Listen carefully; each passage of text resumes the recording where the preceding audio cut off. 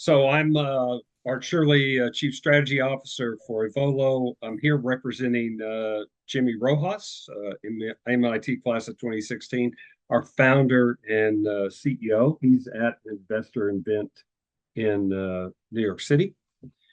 So, a couple of things that we're working on here as we develop water electrolysis equipment. It's really about trying to change the entire electrochemical industry. A couple of things. Number one, constraints on the grid, as we're hearing, make it difficult to access the large amounts of electricity that are needed for electrolysis. And secondly, many of these devices require critical materials which are not made in this country and are difficult to get a hold of. And the manufacturing is challenging. So when we set out to start Evoloh, we wanted to build a platform of chemicals that we could make by electrochemistry by making the lowest cost electrolyzers out there. So starting with hydrogen and our water electrolyzers, I'll talk some more about that going into the market. But there are lots of things you can make: ammonia, CO from CO2. So you could do carbon capture and then turn that CO2 into CO and make other chemicals, ethane, ethanol, methanol, etc. And then finally, you can do refining processes like lithium to lithium hydroxide and improve the friendliness of those processes. So, how does it work? First of all, on the left side, we make everything, all the repeating components by roll to roll processing. Think newsprint. Okay, I know newsprint is going out, but when you see the speeds at which those components are made, typically today, electrolyzer manufacturers do not make them by newsprint or by roll to roll. They stamp them or something like that. It greatly reduces the cost of the factory. Number two, we use all common materials. It's stainless steel. There's a little bit of aluminum. The top and the bottom are made out of plastic. The materials in the electrolyzer cells are stainless steel, a little bit of hydrocarbon membrane, and so on, which greatly reduces the materials costs as well, such that you're able to look at a cost for an electrolyzer stack below $200 a kilowatt, maybe even below 150 or $100 a kilowatt. And then the last piece is because we design it in such a compact form, it's got the highest power density of any water electrolyzer on the market. You're able to operate that directly with renewables and connect it to a solar array.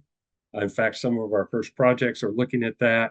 And by going off grid, you greatly reduce not only the cost of the electricity, but likewise the cost and time to connect to the grid. So let me talk a bit about that. Our product, we just had a press release on this yesterday, direct connection to solar.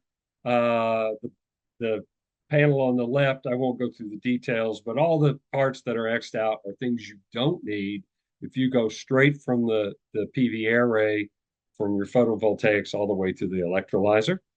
And that greatly reduces the capital cost of the system. Not only that, but you're also avoiding long equipment lead times, interconnect queues, grid connection fees, backup, power supply charges, etc. Don't have to do that.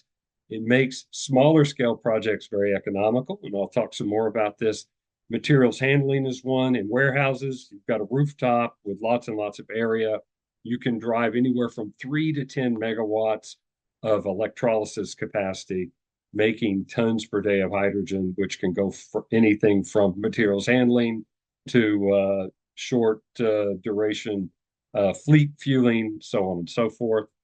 And so one of our first projects, I'll say a bit more about this, is a major warehouse operator, one of the largest in the world, who wants to do rooftop solar for truck fleets and materials handling forklifts near the port of Long Beach. So they would run back and forth to get material from the port and then break that into loads, which would go to other warehouses utilizing hydrogen in the trucks as well as in the forks. Um, and so we're looking to install about 6 megawatts of that on a single project in 2026 and hundreds of megawatts following on behind. So what are kind of the areas which look promising?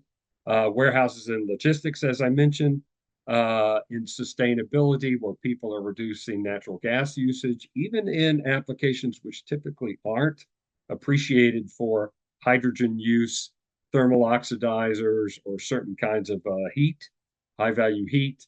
You can utilize hydrogen if you make it low cost enough. And then likewise, in future stages, chemicals being made from these electrolyzers in a way that greatly separates them, not just from the natural gas usage that typically goes into them, but now they become distributed. You can make them, for example, ammonia, which is highly toxic. You can make it where you use it in the agricultural areas. I'll stop there and see if there are any questions. Thank you, Art. So I'll start with one, but please pose your questions to the chat or the Q&A tab. So why is Evoloh wanting to adapt the water electrolyzers to the manufacture of other chemicals? Well, twofold. So we set out to make a better electrolyzer stack and with a better manufacturing process. And in doing so, we focused on hydrogen first. But the truth is, with a change in some materials, with a change in some of the catalysts, you could make any one of those reactions happen within the same stack.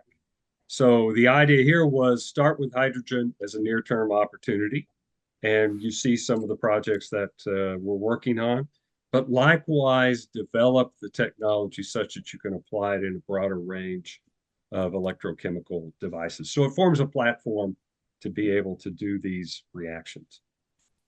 Thank you. And well, can you expand a little on what you call the real problem holding back green hydrogen from mass adoption? You see it every day in the press that hydrogen projects get canceled and they never reach a final investment decision and move ahead. The big challenge is that, in particular, the stacks, which can make up a large portion, maybe a third or more of the cost of an electrolyzer plant, they're too expensive to make by existing techniques. And they have poor efficiency in terms of converting electricity into hydrogen and water into hydrogen and oxygen.